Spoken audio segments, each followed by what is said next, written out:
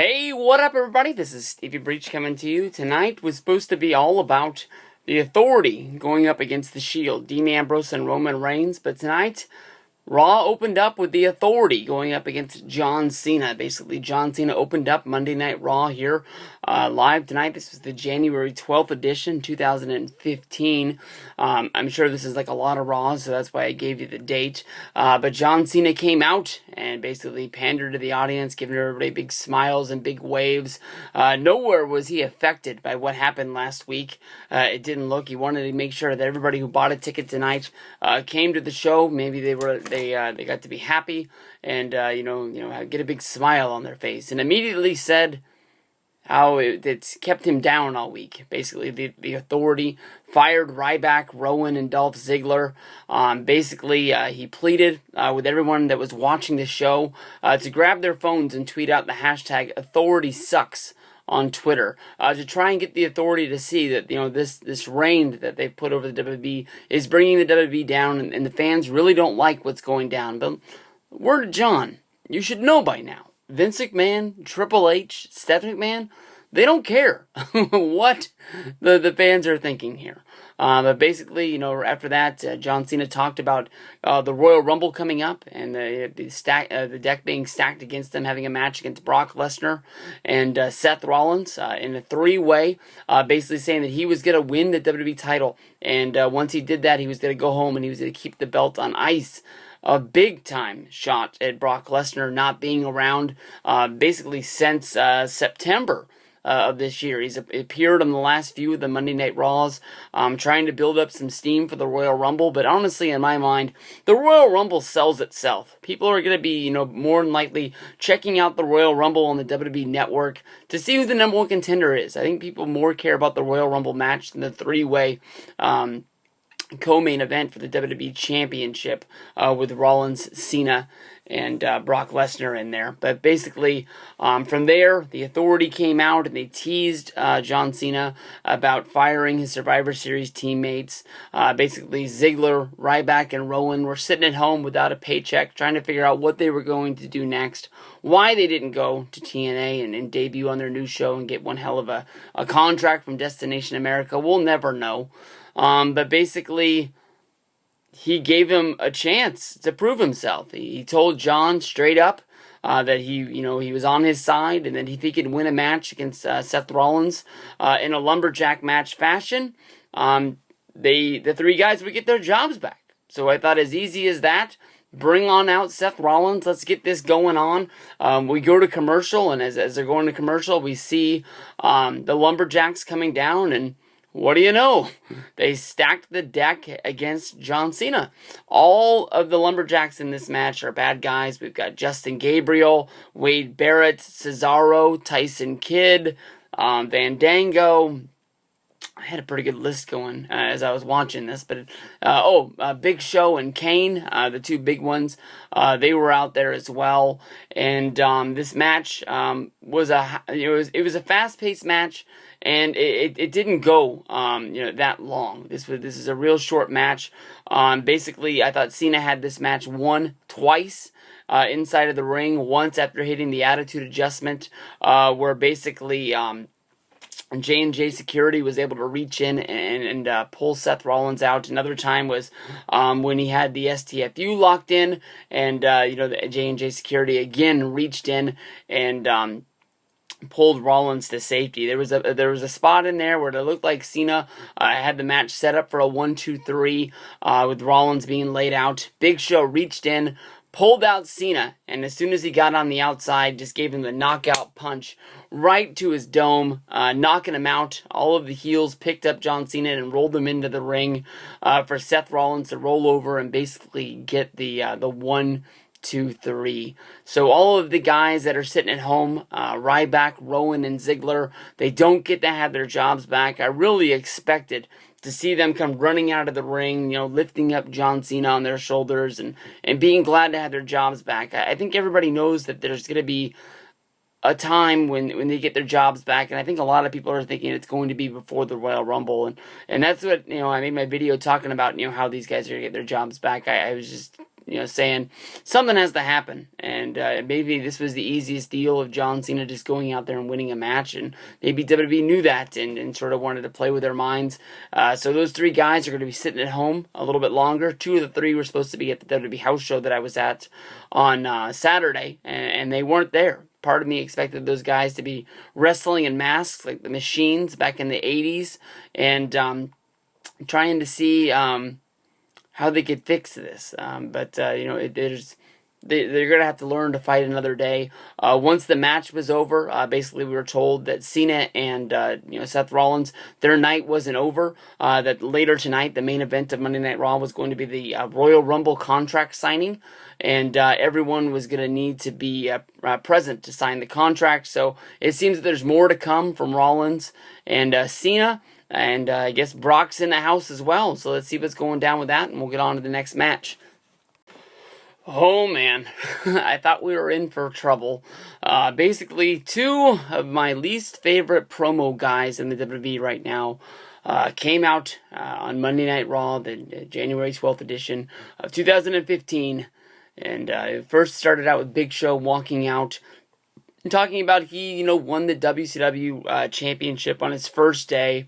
He mocked the crowd for being losers, and finally, to save the fans, Roman Reigns came walking down through the audience, doing his normal stick, and I said, hey, we're going to get another Big Show versus Roman Reigns match. I remember last week on Raw, Roman Reigns had a good match that I was really pleased with, and I was like, if he can continue to put together matches like this on Monday Night Raw, maybe when he wins the Rumble, it makes it to Mania, people won't be moaning and groaning anymore, because he's finally found that place and he's hitting his stride, and we're going to be getting some good stuff. But instead, Roman Reigns, when he hit the ring, he had a mic in his hand, and we were going to have a battle of the microphones. And like I said, these are two of my least favorite guys. Basically, Roman Reigns told some sort of a story about Beanstalk, and called Big Show a loser, and you're not really missing much if you didn't see this. It was bad. Basically, I don't even know how the fuck the match got started. One thing led to another, and it looked like these guys were going to fight. Then Luke Harper came down, and he got into the ring, and that's what basically started up a match. It was Roman Reigns going up against Luke Harper. Big Show was out on the outside, as I guess you can say protection, as Luke Harper was on that team at Survivor Series, even though it's sort of forgotten by now. Luke Harper, of course, put the Intercontinental Championship on the line in the TLC match that Dolph Ziggler won in the opener of TLC, that in a lot of people's mind, if you would have turned off the pay-per-view after that match, you would have done all right. That was probably one of the biggest matches on the show, probably one of the best matches, and everything else was just sort of, it was, but it was. With Big Show on the outside, I think they wasted a great opportunity putting him on mic for the commentary team. Honestly, I thought the Big Show did a really good job. Was that last week or the week before? Really setting the story and explaining everything that was going down between Roman Reigns and Big Show. And it would have been a blessing to have him on the team. Instead, Big Show stayed on the outside, always letting Roman Reigns know that he was involved inside this match. There was a spot when basically Roman Reigns was able to hit the Superman punch, and Luke Harper fell towards the outside spot of the ring. And Roman Reigns got out of the ring and walked around to deliver a kick to Luke Harper, who was hanging outside of the ring via the ropes, and he was always having to keep his eyes on Big Show. And basically, when he got up onto the apron to get back into the ring, Luke Harper was waiting for him. Basically, Roman Reigns was able to punch Harper in the head. At that point, Big Show made a play to grab Roman Reigns' feet. Roman was able to kick Big Show, and when he was able to turn around and get into the ring, he was caught with a super kick from Luke Harper. Wasn't enough to put him away. He did get I believe it was a 2 count. At that point, Luke Harper backed up to deliver his big, bionic elbow deal. From there, basically Roman was able to hit a Superman punch, and then one thing led to another, with Harper getting the advantage again, and then Roman Reigns hitting the spear on Harper. After the 1-2-3 where Roman Reigns won the match, Big Show got into there and they had a little battle with Big Show, body slamming Roman Reigns and putting the boots to him. There's no doubt in my mind after this that Roman Reigns and Big Show are going to be having a match at the Royal Rumble. I'm guessing that the winner is going to get into the Rumble. I don't think this is a feud just to, have something to get there. You're going to have some sort of a blow-off match. And I think a big Roman Reigns versus Big Show match, main eventing Monday Night Raw before the Royal Rumble, isn't going to get it done. So more than likely, it might be a lot like, Brock Lesnar versus Big Show at the Royal Rumble in, 2002? No, 2002 is the one that I went to. 2003, I guess. And the winner gets into the Rumble, and the loser doesn't. But you got Dean Ambrose in the back, and he's getting a psychiatric evaluation. Roman Reigns is battling Big Show. It seems that this show went through a huge rewrite today, and it's nothing like what WWE was promoting throughout the day on Twitter. So it is what it is. Roman Reigns beats Luke Harper. Big Show beats up Roman Reigns. Alright, I will start this video by saying that since making my last video about Big Show and Luke Harper, my world has been rocked, and I am not in the best of moods right now. I am 100% of emotions right now. I'm sad, I'm upset, and I continue on. Daniel Bryan coming down to the crowd, and honestly, I'm very upset. I understand that when WrestleMania comes to town, it brings in a good amount of people that fill up the Monday Night Raw seats, that fill up, the Superdome for WrestleMania. It's not like, Monday Night Raw was held inside the Superdome tonight. It was held in the Smoothie King, which hosted the Monday Night Raw after WrestleMania. But maybe I haven't seen the Raw. Maybe they didn't. Maybe I can give you guys credit if there is anybody watching this and trying to see what I think about the show tonight. But basically, it seemed to me like maybe they didn't make the place right. But maybe no fucks were given for Daniel Bryan tonight. I mean, people are giving Roman Reigns a lot of flack, basically saying that nobody cares about Roman Reigns right now. Why is he going to win the Rumble? Why is he going to main event WrestleMania 31? Daniel Bryan's coming back, and honestly, he had a very, very good segment here with Kane, with Stephanie McMahon, and it seemed like nobody cared. I mean, there was even a part during this when I'm jumping ahead of myself, and I apologize, but when Daniel Bryan was brawling with Kane on the floor, and people were booing, and Daniel Bryan was winning the fight. I have no idea what happened, but Daniel Bryan comes back, basically just, touting the fact that this is the city where he won at WrestleMania 30. He won the championship. He wants to go on, and he wants to win the title again at WrestleMania 31, which was where Stephanie McMahon came down to the ring. Basically, Stephanie McMahon trolled the hell out of Daniel Bryan, talking about how hard it was going to be, to come back from his health struggles with his neck problem and his shoulder problem. Stephanie McMahon offered Daniel Bryan one of her fitness DVDs, trying to say that maybe this would bring him luck and he would be able to win the big one, because basically, he was entering in back where, the big boys play. And, it's not going to be an easy road for Daniel Bryan. Coming off this injury, you get back in the ring, you take one bad bump, and next thing you know, maybe Daniel Bryan is like Edge. Edge, they say, if he took one bad bump inside of the ring, he'd be in a wheelchair for the rest of his life. He'd never be able to walk again. He'd just, his body would just go numb. That's how bad his neck is after all of his career inside the WWE. Daniel Bryan took that same long road. We might not know Daniel Bryan is wrestling in TLC matches and ladder matches and doing this out of there, but Daniel Bryan was a very physical wrestler before, during, and after WWE. He's always been that guy to go above and beyond. But Stephanie McMahon basically said that an A-plus player steps up to the plate and delivers, but then stays on top once they get there. And Daniel Bryan did go to WrestleMania, basically And once he was at WrestleMania is when he got his injury. He's been gone for 8 months, and now he is trying to make his return. Stephanie McMahon said that Kane was going to be Daniel Bryan's first opponent this week on Thursday for SmackDown, which where Corporate Kane came down and started to brawl with Daniel Bryan. Of course, everybody remembers the Team Hell No.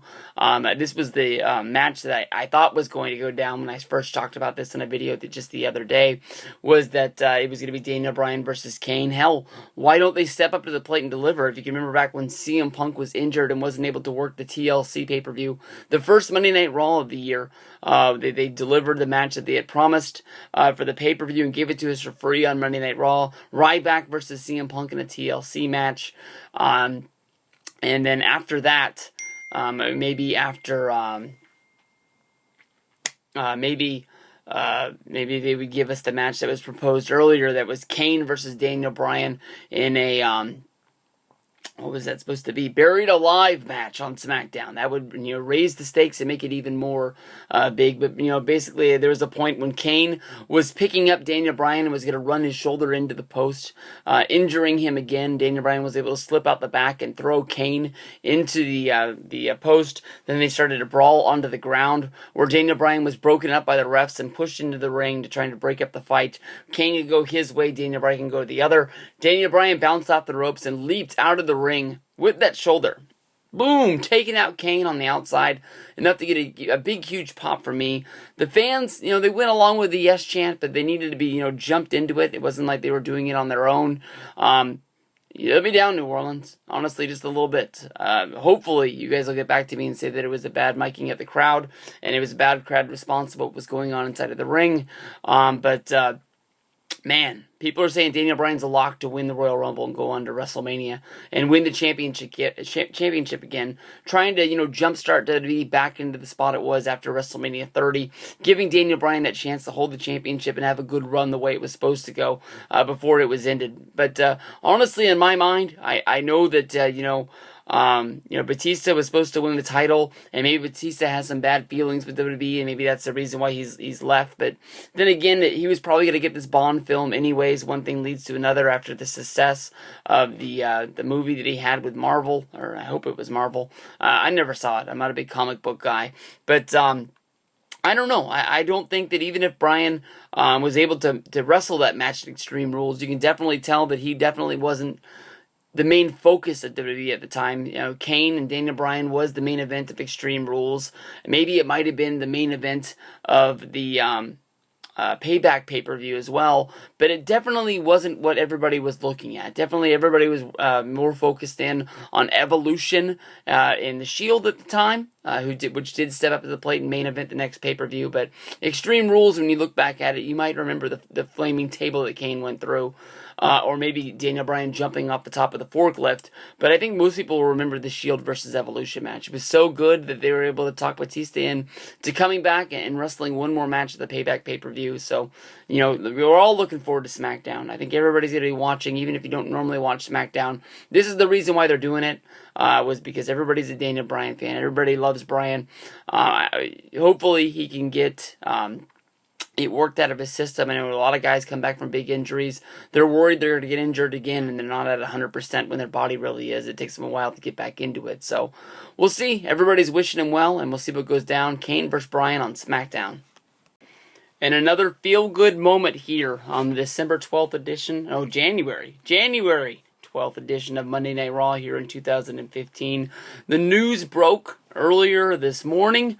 Basically, WWE sent word to TMZ. TMZ put it out, and then WWE acted like, whoa, why are you breaking our news here? And then they went as far as to tweet that it's not official, but WWE believes that WWE is going to be inducting Randy Savage into 2015. The way they were backpedaling on Twitter today was pretty damn funny. They just should have came out and said, hey, we're going to play a video, and Randy Savage is going to be the first inductee into the Hall of Fame.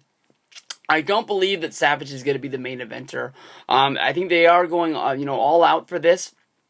WWE Network. I never saw a tweet. I just saw a tweet that it was going on. breaking into coverage with the breaking news. This is something that I thought was really, really cool. If you remember back to the Roman Reigns injury, they had the video, although they told us it was going to play at 11, and it didn't play until almost 1. So you had to be sitting around waiting for it for over 2 hours, just sitting there watching the CM Punk documentary, and then sitting there and watching whatever they played after that, just feeling like an idiot. Like, like if you're gonna break news already. But they had a whole big deal with Hulk Hogan, with Lanny Poffo, Mean Gene Okerlund, Ricky the Dragon Steamboat, all giving their thanks to the Macho Man and saying that it was about time, it was long overdue. And as they do, they make the awesome video packages, and they made a video package for Randy Savage for the rest in peace when he died. I believe that was back in 2012. You can easily say that Savage should have gone into the Hall of Fame there. It seemed like that he was coming into good graces with the WWE. There is the ongoing rumor that basically Savage's dying wish was that not to put him into the WWE Hall of Fame unless all of the Poffos went in at one time. His father and his brother, Lanny Poffo. There's lots out there about him being a great wrestler. He of course was the genius inside of the WWE. Randy's father was a legend. He's in the WCW Hall of Fame. It's debatable if he should be in that Hall of Fame. Randy wanted his father to go in. Because of this, the main announcer for WCW, he quit. Basically because he felt that the WCW was sort of, laying down for its performers, putting people in there that shouldn't go in there.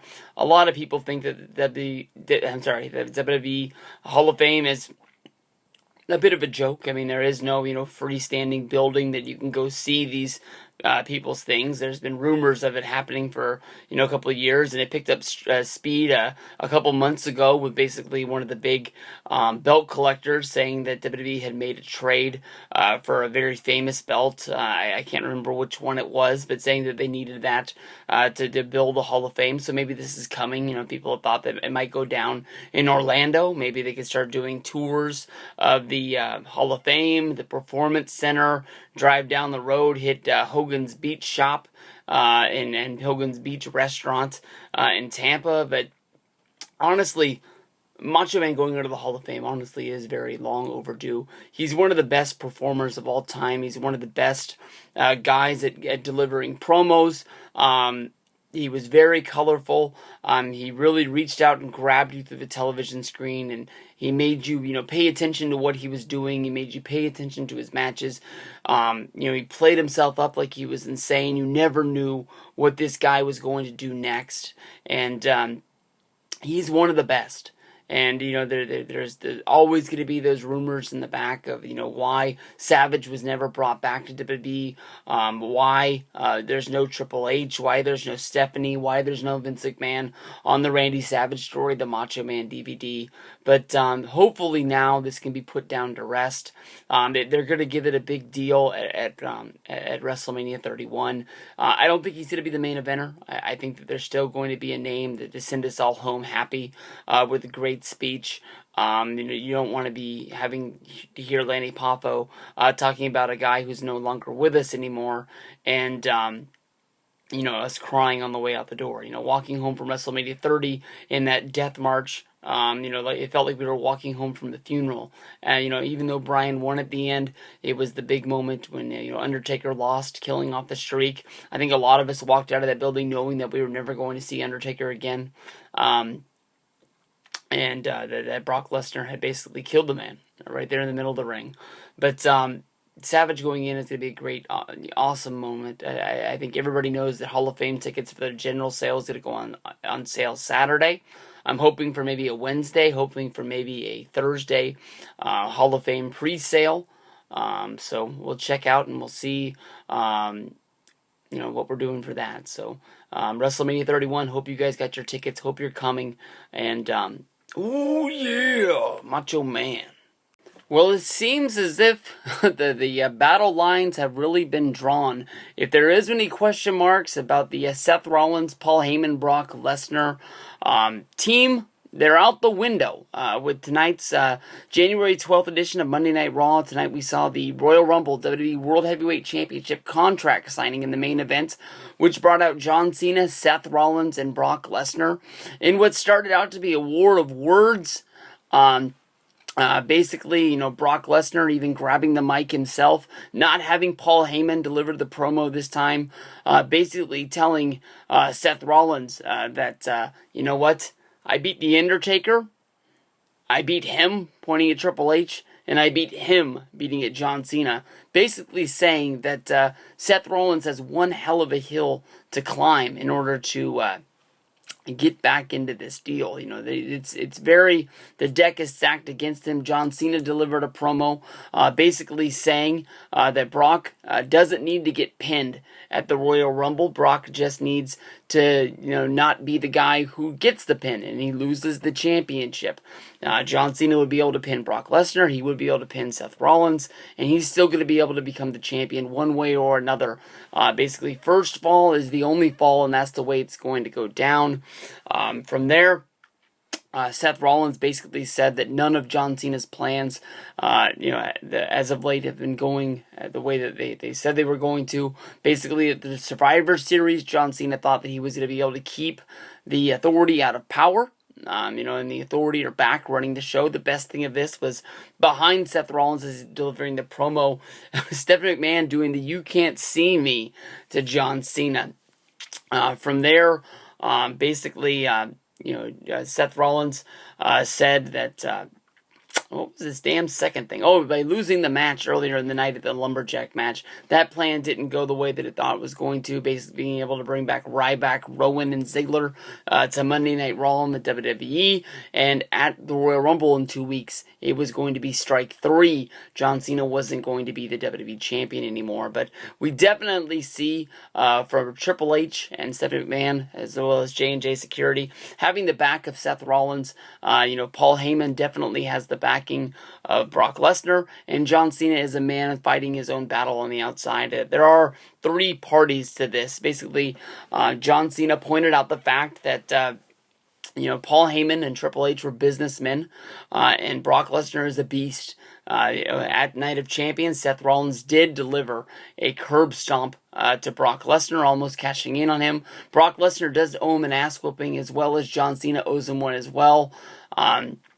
So there definitely could be a point when it's 2-on-1 and Rollins is taking a beating, and then Cena can go out and beat Brock and win the championship, and that's his new plan.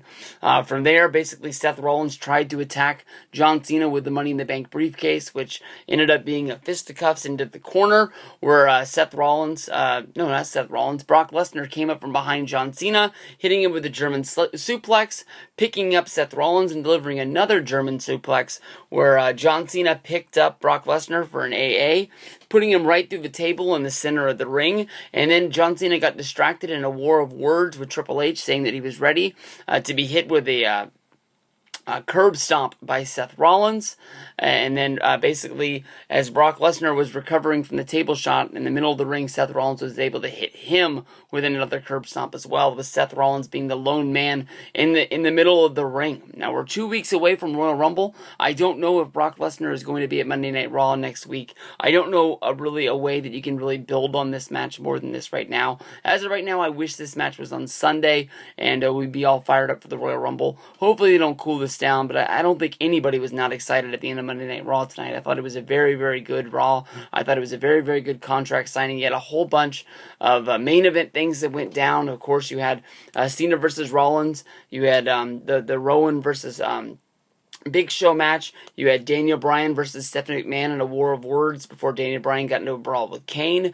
Then you had the Macho Man Hall of Fame announcement, and of course the contract signing at the end. So 5 big things that happened on Monday Night Raw this week. It seems like we're getting into that Royal Rumble push. They finally talked about it during the show. So we'll see where we go from here. Thanks to everybody. January 12th edition of Monday Night Raw was a good one down the road.